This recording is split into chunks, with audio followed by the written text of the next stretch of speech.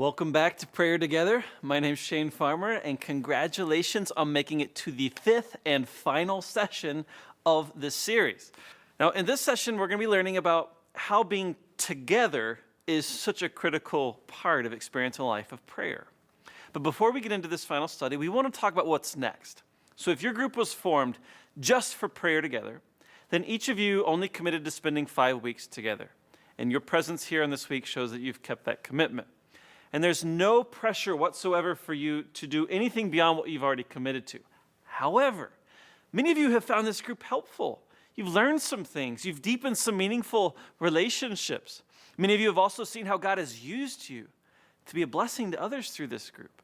You've been used to encourage a group member going through a difficult season, or to give advice to someone who's making a critical decision, or to pray for group members. And so we encourage all of you who can to continue on for another study.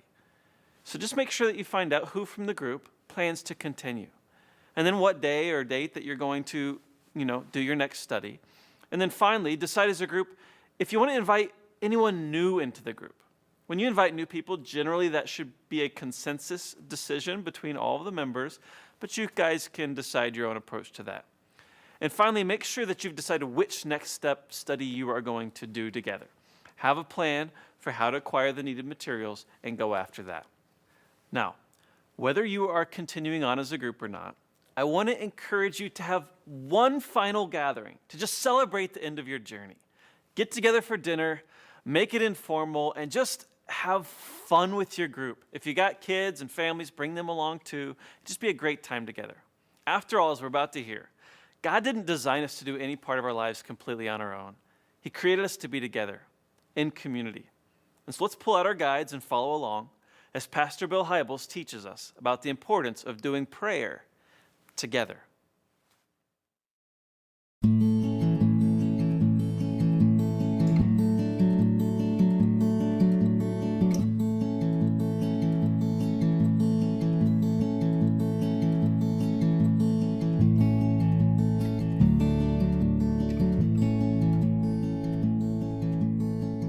If you could make just one request of God right now for those closest to you, what would you ask God for?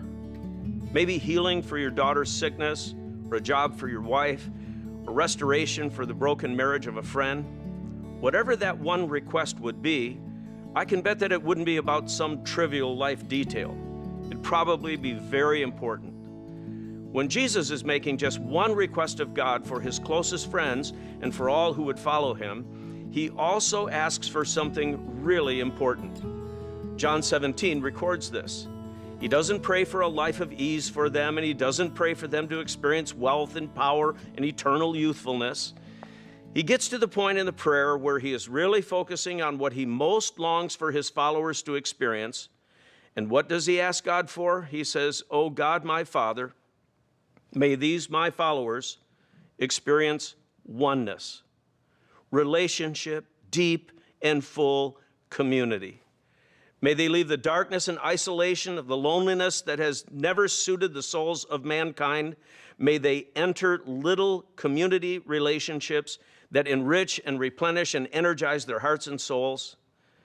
When Jesus makes this one request of God for us, he prays for community. Jesus' prayer for deep, soul-filling community has been lived out in all sorts of rooms throughout the ages. Jesus prayed these words after being in community with his disciples in the upper room. And whether it's a conference room, a dining room, a living room, something powerful happens when we're together in rooms in little communities. It amazes me how many times I've had serious-minded Christ followers tell me how their schedules are just too busy to make this kind of community a priority in their lives.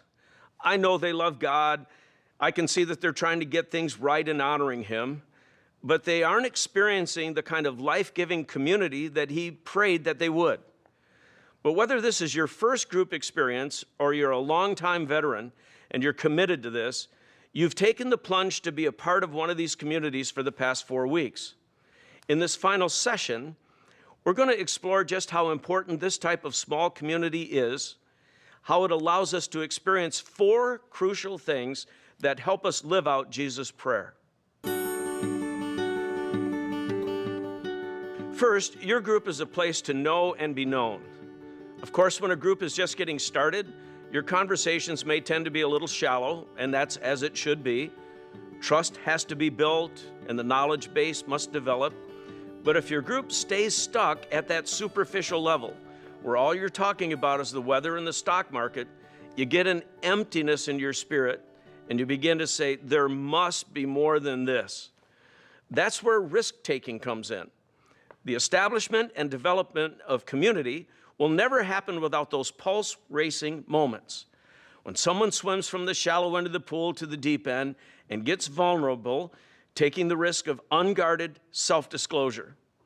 Some of the most powerful experiences of my life have happened in such moments where members of the group become brave enough to say, you know, my act is not as together as I project it to be. I'm a little more human than you might think that I am, and here are some of my real struggles. You know, James 5:16 says, confess your sins to one another. It's not optional. It's not a suggestion. It commands that we do this. And in a group, confession is lived out. One time I heard a woman say in a small group that I was in, my husband and I are just losing hope. Most of it's my fault, she said. I hate who I've become. I'm going to lose my marriage, and it's my fault. That was quite a moment in that group. Another time I was with a guy who said, I lied to a customer this week. And he was ashamed. And he said, I know when this all goes public, it's going to be a rip-roaring mess. And that was quite a moment. I've watched people walk into a living room like this, looking like they were carrying the world on their shoulders, and then walk out of the same living room 2 hours later, feeling that maybe, just maybe, God could forgive them. Know why they think maybe God could forgive them? Because they saw forgiveness in the eyes of people in their group. And they think that if these human beings have forgiving eyes, maybe God could have forgiving eyes as well. But quite often, people will only share so much on their own, and the other group members can really help. Do you know what I found has changed the course of a group that has moved it from being just superficial babble that bored people to death and turned it then into a kind of heart-to-heart relating pattern that Jesus prayed we'd experience? It's asking significant questions. They don't have to be complicated rocket science questions. Sometimes when you're in a group, you start off by just asking, how are you doing? I'm fine. How are you doing? Fine. But over time, you just take it one step further, and I often ask the question, how are you doing really? How are you doing really in your marriage? How are you doing really at work? How are you doing really with your parents? Because I know they're aging, and I know they're having troubles. How's that really going? I've used that simple question hundreds of times, and it's spurred on all kinds of soulful conversations. Just that question, how are you doing really? I have another question that I ask when people are sharing in group about what's going on in their life. Someone will say, I lost a huge account at work today. And I say, that's interesting. How did that make you feel? People will stop and they'll go, what do you mean, how did that make me feel? And I say, I actually mean, how did it make you feel? And a person will think for a second and they'll say, I think it scared me. I don't know if I can replace that account. I go, oh, what do you do when you feel scared? I had a guy say one time, what I do when I feel scared is I drink. And I say, well, how does that work? Well, now we're off and running. I mean, we're talking about something very, very important. And it just went back to that simple question, well, how did that make you feel? If your group has been around for a while and you want to take it even deeper, try this. Ask each person in the group to accept the challenge of finishing this high-risk sentence. The one thing I don't want you to know about me is blank. That'll be a challenge. Now, they might bring up a relational conflict. They might have the courage to bring up an addiction that was a part of their past. They might be willing to reveal a part of the story of their life that they've never told anybody else. But if your group is ready for this, it's these types of questions that can really open up hearts and souls to one another. Over time, if you slowly build trust in your group and take these kinds of risks, you will really know and be known as Christ prayed you would. You will unlock the confidential file of your heart, and you'll experience the power of authentic, vulnerable community. Something else a small group gives you is a place to love and be loved. Unless you're exchanging irrational levels of love with a few people around your life, you will die slowly on the inside. This might even be true of some of you right now who hear these words and feel almost nothing at all, even as I'm talking about this highly emotional and alive thing called community. You may have gone through the whole course of your life never having exchanged irrational levels of love with somebody. It didn't come from your folks, it hasn't come from your friends, maybe not even your spouse.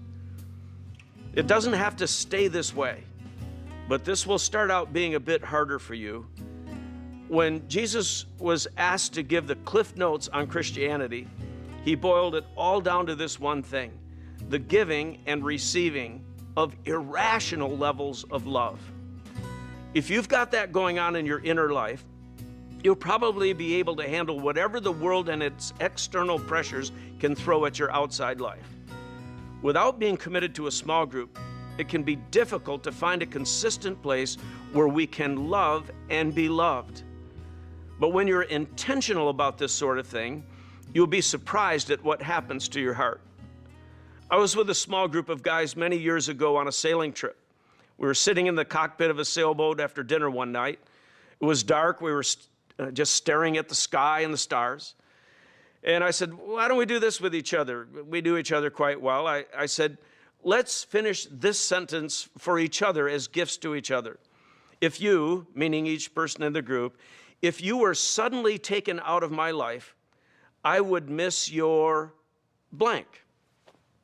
One guy said to another guy there, if you were suddenly taken out of my life, I would miss your joy, your laughter, your exuberance.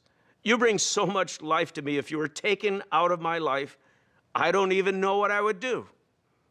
A different guy said to someone else, if you were taken from my life, I would miss your love for God, your spiritual enthusiasm, because it touches me so deeply. And we went around the group, and when we finished that night, we had community going on. It was rich. It was alive. And we can do that with each other. We can encourage each other. We can notice each other. We can say things that lift each other's spirits. We can love and be loved. And when that kind of thing is going on, gang, it is powerful. I don't know if it's true with you. It's sure true with me. Whenever I experience a moment of heartfelt relational warmth with others, when there's a tender moment of self-disclosure, something inside of me says, I was created for moments like these. I was designed by God for moments of heart connection, these life-giving little segments of time when material stuff and achievement stuff, work stuff, fades into the background, and I sense an internal richness of spirit welling up inside of me. And I want to tell you, we have the ability to delight each other's hearts and to set each other's spirits soaring when we notice some things about each other and communicate it, when we observe some things about each other and we say it. Groups are a place to love and be loved. Something powerful happens when we're together in these little loving communities.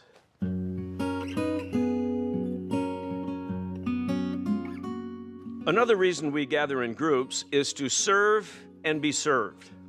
When you show up to your group, you're not just there sucking the group dry, trying to get every one of your own needs met. You're there to serve others. The Apostle Paul talks about this in Philippians 2. Do nothing out of selfish ambition or vain conceit, but in humility consider others more valuable than yourself. Each of you should look not only to your own interests, but also to the interest of others. When you're serving others, you're willing to joyfully set aside your own agenda. quite often for the sheer pleasure of meeting a need or bringing a smile to the face of someone in your group. If you consider yourself a servant of Jesus, this type of living isn't optional.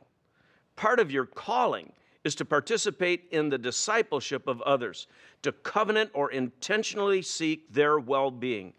And that's what you do week in and week out when you prioritize going to your group. You don't only show up when you have nothing else on your calendar or when you have something really important that you need to talk to the group about. You show up to be there for other members of the group, knowing that your loving presence, simply being there, is a blessing to them. Right now, it's quite possible that someone in your group is standing at an intersection that has huge consequences for their future. They came to the group needing guidance on this really important decision. Now, if people in your group come to group without a serving attitude, don't even notice or ask about this person's huge decision, well, it's quite possible that person will go home lonely and confused. I mean, it was a waste of time for them to come to group. But if everyone were to come with a serving attitude, if everyone were to come saying, "How can I help you? Are there any decisions that I can assist you in processing?" Well, everybody wins in a group dynamic like that. So just remember, we come to group to serve and then to be served.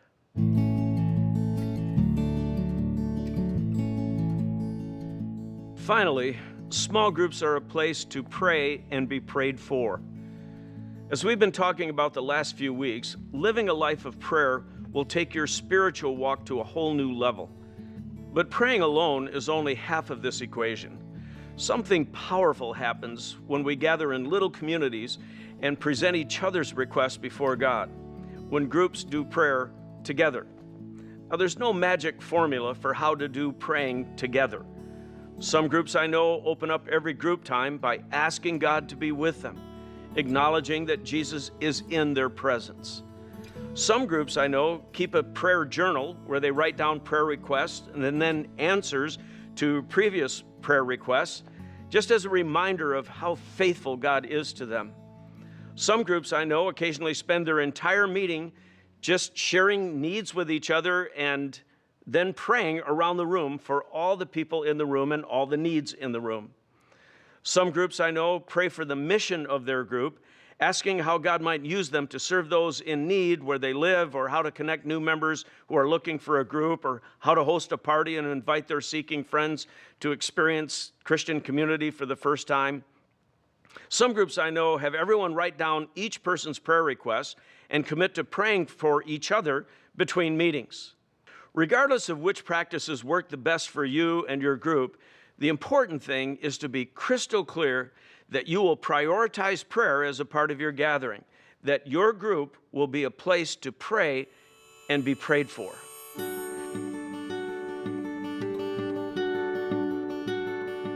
I cannot imagine what my life would have been like if I hadn't been intentional about living out this one request, this one prayer of Jesus, that we could experience oneness, relationship, deep and full community. Because fundamentally, we were not created to be just a labor machine for somebody's company. We weren't created to just be a cog in the economic wheel. Each of us is a relational being, and the fuel we run on best is relational fuel.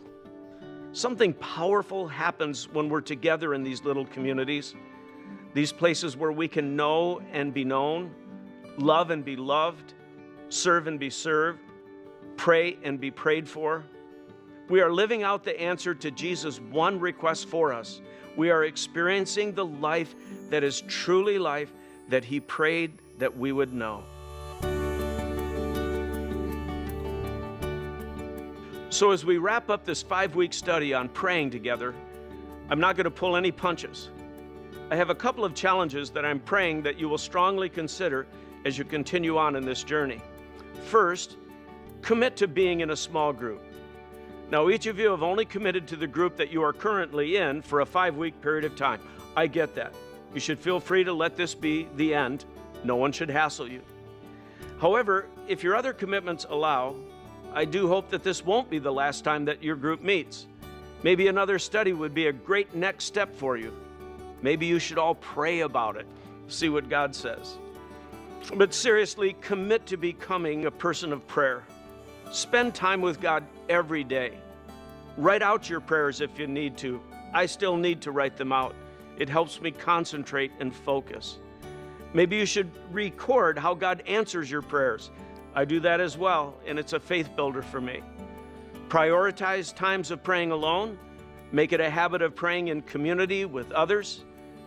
Can you imagine if the church became a place where each of us prayed regularly together for God to move in our own lives, in the lives of those in our groups, and in the lives of everyone in the church?